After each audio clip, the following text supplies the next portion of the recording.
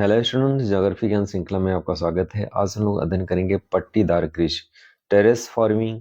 पट्टीदार कृषि पहाड़ी क्षेत्रों में किया जाता है। सबसे पहले जान लें कि पट्टीदार कृषि करने के पीछे की आवश्यकता क्यों है। जैसे कि आप जानते हैं कि एग्जाम्पल देंगे उत्तर प्रदेश का। उत्तर प्रदेश में 62% एग्रीकल्चर लैंड एरिया है, यानी कृषि क्षेत्र उत्पादन करने के लिए कृषि क्षेत्र का जो एरिया है वो 62% लगभग है।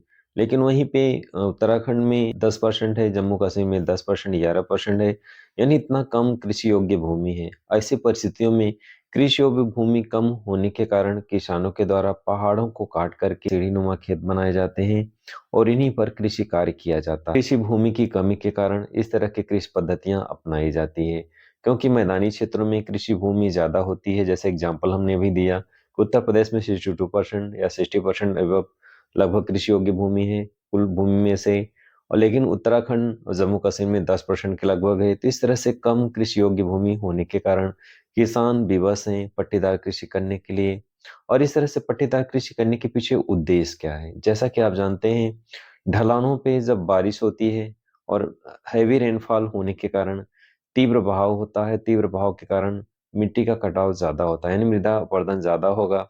और ऐसे में पट्टीदार कृषि ही एक ऐसा पद्धति है जिसके माध्यम से जल को रोका जा सकता है और जल को रोक करके मृदा अपरदन को कम करके कृषि कार्य संपादित किया जा सकता है। पट्टीदार कृषि के माध्यम से ही कृषि संभव है। वैसे करने पे मृदा अपरदन ज्यादा होगा और जल को रोका नहीं जा सकता। तो पट्टीदार कृषि पूर्वोत्तर भारत में भी होता है, उत्तराखंड में भी होता है, हिमाचल प्रदेश में होता है। लेकिन अगर एग्जाम में अधिकांशतः के संदर्भ में जानेंगे कि यानी सबसे ज्यादा जो क्षेत्र है पट्टीदार कृषि का वो हिमाचल प्रदेश और उत्तराखंड है, तो आप जानते रहें कि बड़ी मात्रा में पट्टीदार कृषि किस क्षेत्र में होती है, उत्तराखंड और हिमाचल प्रदेश में। तो चलिए स्क्रीन पे विस्तार से अध्ययन करते हैं पट्टीदार कृषि के संदर्भ में। वेरी इंपॉर्टेंट टॉपिक है और अध्ययन करेंगे पट्टीदार कृषि। जैसे स्क्रीन पे आपको दिखाई दे रहा है, टेरेस फार्मिंग या टेरेस कल्टीवेशन पहाड़ी क्षेत्रों में फसल उगाने का एक टिकाऊ तरीका है।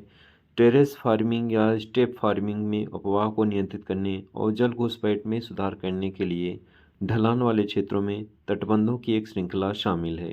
तो जैसा आपको स्क्रीन पर दिखाई दे रहा है, पहाड़ी क्षेत्रों में कैसे पहाड़ों को काट करके पट्टीदार यानी सीढ़ी नुमा खेत बनाए जाते हैं छोटे छोटे, क्योंकि ज़मीन की कमी होती है, कृषि योग्य भूमि की कमी होती है। और इस तरह से इन श्रृंखलाओं को बना करके यहाँ के किसान जो बहुत ही निर्धन होते हैं, किस तरह से ऐसे भूमि का उपयोग करते हैं जो पहाड़ी क्षेत्र हैं। हमारे यहाँ मैदानी क्षेत्रों में कृषि योग्य भूमि होते हुए भी कृषि नहीं किया जाता, लेकिन इन क्षेत्रों में कृषि भूमि की कमी के कारण, कृषि भूमि के अभाव के कारण ये लोग सीढ़ी नुमा खेत बना करके कृषि कार्य संपादित करते हैं। तो इस तरह से सीढ़ीदार कृषि एक ऐसी खेती करने की विधि है जिससे पहाड़ों की ढलानों को काटकर समतल छत के आकार का बनाया जाता है और उन समतल छतों पर खेती की जाती है, कृषि कार्य किया जाता है।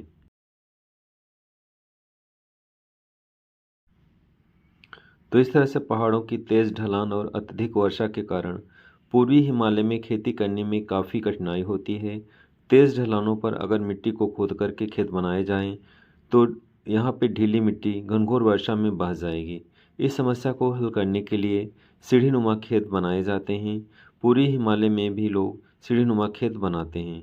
तो यहाँ पे आपको स्पष्ट करना चाहेंगे कि भारत में सीढ़ीनुमा कृषि यानी पट्टीदार कृषि अधिकांशतः उत्तराखंड एवं हिमाचल प्रदेश में किया जाता है, लेकिन इसके साथ साथ आंशिक रूप से जम्मू कश्मीर में और पूर्वोत्तर राज्यों में भी सीढ़ीदार कृषि यानी पट्टीदार कृषि किया जाता है। तो आप जानते रहें कि अधिकांश राज्यों में यानी बड़ी मात्रा में हिमाचल प्रदेश, उत्तराखंड होंगे और इसके साथ साथ कश्मीर और पूर्वोत्तर राज्यों में भी पट्टीदार कृषि की जाती है। तो टिक करने के लिए ऑप्शन देख लें कौन कौन से राज्य जाते हैं। हिमाचल प्रदेश और उत्तराखंड मुख्य हैं, लेकिन कश्मीर और पूर्वोत्तर राज्य भी इसके अंतर्गत आते हैं। तो डियर स्टूडेंट, आज की वीडियो में बस इतना ही। फिर से किसी नए तथ्य के साथ प्रस्तुत होंगे आपके सामने। तब तक के लिए जय हिंद, जय भारत।